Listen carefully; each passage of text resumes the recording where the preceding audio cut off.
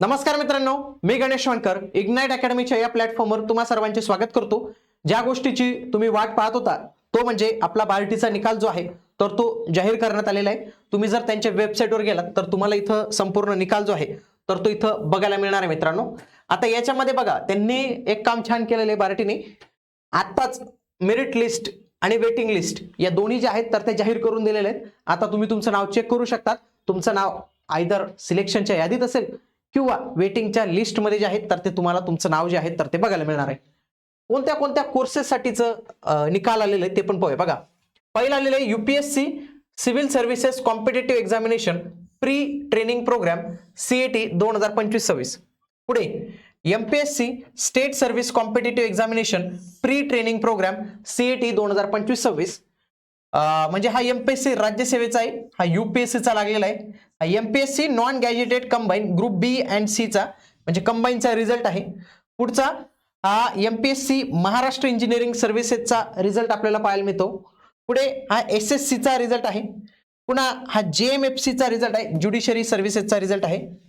Okay, तर एवढेच result आपल्याला पाहायला मिळतात आज जे आहेत तर ते एवढे सगळे रिझल्ट जे आहेत तर ते लागलेले आहेत। बाकी याच्यात आपल्याला पोलीसचा रिझल्ट जो आहे तर तो बघायला मिळत नाही, अजून याच्यात पोलीस नाही आहे। फॉर एक्झाम्पल मी पहिल्या यादीवर जर क्लिक केलं तर त्यांनी त्याच्यात काय सांगितलेलं आहे ते पाहूया। बघा, संघ लोकसेवा आयोग यूपीएससी नागरी सेवा प्रशिक्षण कार्यक्रम सामायिक परीक्षा तात्पुरती निवड आणि प्रतीक्षा यादी provisional merit list and waiting list. बघा, बार्टीने इथं हे पण मेन्शन केलेले आहे की यूपीएससी कोचिंगसाठी 400 प्रशिक्षणार्थींची विद्यार्थ्यांची निवड करण्यासाठी बार्टी पुणे मार्फत परीक्षा घेण्यात आलेली होती। आता यांची पर्सेंटाइल स्कोर नुसार यादी लावली मित्रांनो। पर्सेंटाइल स्कोर तुम्हाला मे बी एक्झाम मध्ये वेगळे गुण मिळाले असतील, परंतु ते पर्सेंटाइल नॉर्मलायझेशन केलं जातं, त्याच्यानुसार तुमचा स्कोर इथं लावण्यात आलेला आहे। आणि ही यादी तात्पुरत्या स्वरूपाची असून मूळ कागदपत्र तपासणी झाल्यानंतर उमेदवाराची निवड ही अंतिम करण्यात येईल। फॉर एक्झाम्पल पहिला जो टॉपर आहे, टॉपरला किती पर्सेंटाइल आहेत? 99.93। लक्षात घ्या, 99.93 हे याला पर्सेंटाइल स्कोर जो आहे तर तो याचा इथं आलेला आहे। ठीक आहे, आता हे 400 विद्यार्थी आहेत, पण हे 400ची एक जनरल मेरिट लिस्ट नाही, दिव्यांग महिला अशा लिस्ट मध्ये यांनी डिवाइड केले। फॉर एक्झाम्पल तुम्ही जर थोडं स्क्रोल केलं तर ही एक लिस्ट तुम्हाला पाहायला मिळेल। ओके, आता पुढची जी लिस्ट त्यांनी दिलेली आहे बघा, ही महिलांसाठीची राखीव। बघा, वुमन मेरिट लिस्ट महिलांसाठी खास यांनी इथं जागा राखीव केलेल्या आहेत। बघा, हे थोडं आणखी स्क्रोल करूया, आणखी कॅटेगरी तुम्हाला पाहायला मिळणार आहे। पुढचं कोणती कॅटेगरी? दिव्यांग मेरिट लिस्ट हे तुम्हाला इथं पाहायला मिळणार आहे दिव्यांग उमेदवारांसाठी। पुढे ऑर्फन मेरिट लिस्ट आणि वंचित मेरिट लिस्ट तुम्हाला इथं पाहायला मिळते पुन्हा। आता हे त्यांनी पुढे सांगितलंय बघा, प्रवर्गातून निवड झालेल्या प्रशिक्षण कार्यक्रमाचा लाभ न घेतल्यास प्रशिक्षण कार्यक्रमास विहित वेळेस रिजू न झाल्यास उमेदवाराच्या जागी संबंधित प्रवर्गाच्या यादीतून गुणानुक्रमाने उपलब्ध होणाऱ्या उमेदवारांना संधी देण्यात येईल। सर्वसाधारण महिला, दिव्यांग, अनाथ, वंचित प्रवर्गाकरता प्रथम प्रतीक्षा यादी पुढील प्रमाणे प्रसिद्ध करण्यात येत आहे। तसेच ज्या प्रवर्गाकरता प्रतीक्षा यादी उपलब्ध नसल्याने जागा रिक्त राहत असल्यास किंवा प्रतीक्षा यादीतील उमेदवारांना संधी देऊनही जागा रिक्त राहत असली त्या जागी सर्वसाधारण म्हणजे जनरलच्या याच्यामधनं केलं जातील। फॉर एक्झाम्पल तेवढे दिव्यांग उमेदवार जॉईनच नाही झाले, तेवढे अनाथ उमेदवार जॉईनच नाही झाले, तेवढे वंचित उमेदवार जॉईनच नाही झाले तर त्यांच्या जागी वेटिंग वाल्यांना संधी दिली। पण वेटिंग मधूनही त्या जागा भरल्या गेल्या नाही तर यांची जी जनरलची लिस्ट आहे याच्यातले जे जनरलची लिस्ट आहे तर त्यांच्यात नाही केले जाणार आहे। बघा, हे सगळे जे उमेदवार आहेत तर ते वेटिंग मध्ये आहेत आणि वेटिंगचा पहिला स्कोर आलेला 95.61 एवढा हा उमेदवार वेटिंगला आहे। आता जेव्हा पहिली एखादी जागा खाली होईल जनरलची तर या उमेदवाराला पहिलं प्रेफरन्स मिळणार आहे, त्याच्यानंतर 2 नंबर वाल्याला 2 नंबर, हे अशा पद्धतीने हे इथं सगळे प्रेफरन्स जे आहे तर ते तुमच्यासाठी इथे दिलेले आहेत मित्रांनो। आता पुढे हे महत्वाचं आहे। आता उपरोक्त प्रमाणे मूळ नमूद विद्यार्थ्यांच्या मूळ कागदपत्राची तपासणी तसेच प्रशिक्षणाच्या पुढील कार्यवाहीबाबत सूचनापत्र बार्टीच्या अधिकृत संकेतस्थळावर प्रसिद्ध करण्यात येईल। आता पुढची जी काही प्रोसेस असेल तर ती बार्टीच्या वेबसाईटवरील टिप सामाजिक न्याय सहायता विभागाच्या 30/10/2023 रोजीच्या सर्वकोश धोरण निश्चित करण्यात आलेले, त्यानुसार काठिण्य पातळीनुसार चढत्या क्रमाने वर्ग 4, वर्ग 3, वर्ग 2, वर्ग 1 घेण्यात येणाऱ्या पूर्व प्रशिक्षण कार्यक्रमाकरता पात्र ठरणाऱ्या विद्यार्थ्यांनी पूर्वी तुलनेने कमी काठिण्य पातळी पूर्व प्रशिक्षणाचा लाभ घेतला असला तरी संबंधित विद्यार्थ्यास चढत्या क्रमाने कार्यक्रमाचा पुनश्च केवळ एकदाच लाभ घेता येईल। अशा प्रकारे एक विद्यार्थी स्पर्धा परीक्षा कार्यक्रमाचा जास्तीत जास्त 2दा लाभ घेण्यास पात्र असणार आहे। याआधी जर त्याने 2 वेळा कुठलाही लाभ घेतला असेल, फॉर एक्झाम्पल त्याने पोलीसचा लाभ घेतला असेल आणि त्याच्यानंतर त्याने कंबाईनचा लाभ घेतला असेल तर त्यांच्या म्हणण्यानुसार त्याला आता जास्तीत जास्त 2 वेळा घेता येणार नाही. समजा त्याचं नाव UPSC मध्ये जरी असेल तर त्याला UPSCचा बेनिफिट मिळणार नाही. काही विद्यार्थ्यांना वाटलं की हे घेऊया, हे घेऊया, हे घेऊया आणि याच्यानंतर म्हणजे 4 वेळा घेऊया, म्हणजे 1 2 3 4. परंतु त्यांनी काय सांगितले की जास्तीत जास्त तुम्हाला 2च वेळा हा लाभ जो आहे तर तो घेण्यात येणार आहे.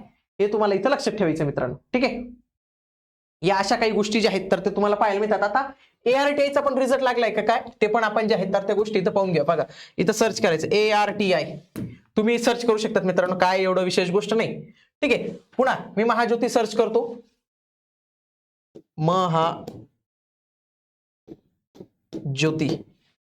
महाज्योती यांचं हे तुम्ही सर्च करू शकतात. फॉर एक्झाम्पल ARTIच्या याच्यात पण आपल्याला रिझल्ट जो आहे तर तो इथं पाहायला मिळतो. मी नोटीस बोर्डवर क्लिक करतो.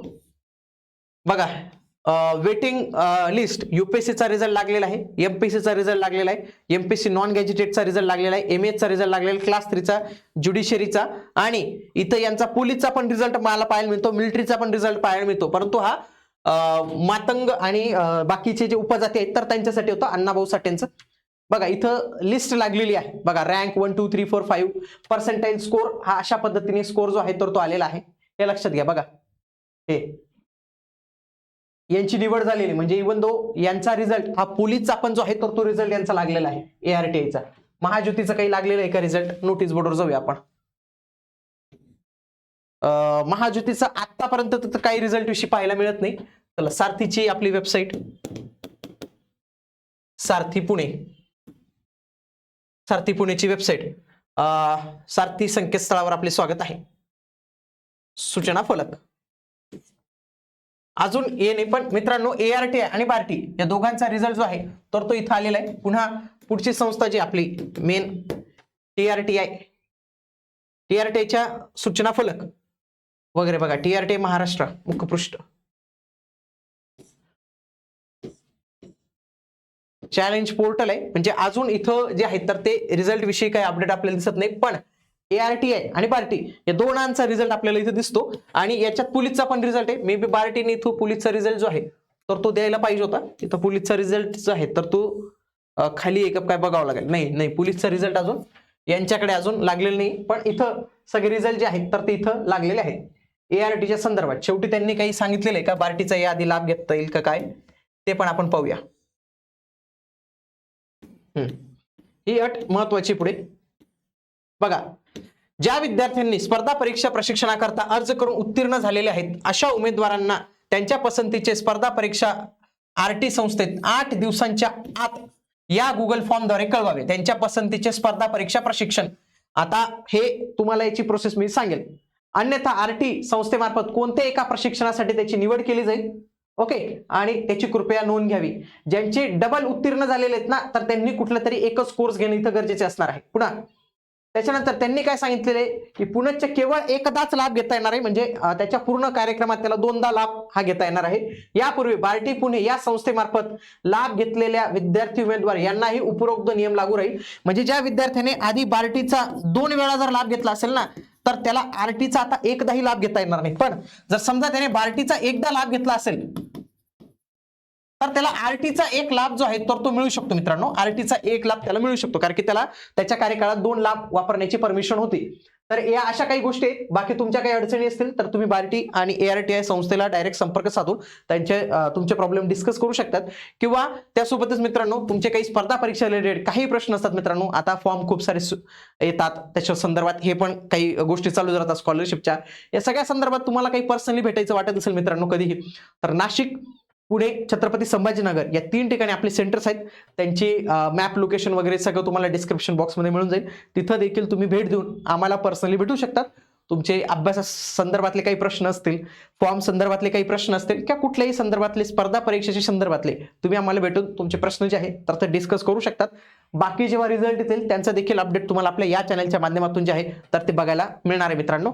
भेटूया आता आपण पुढील व्हिडिओमध्ये. तोपर्यंत जय हिंद, जय महाराष्ट्र, धन्यवाद.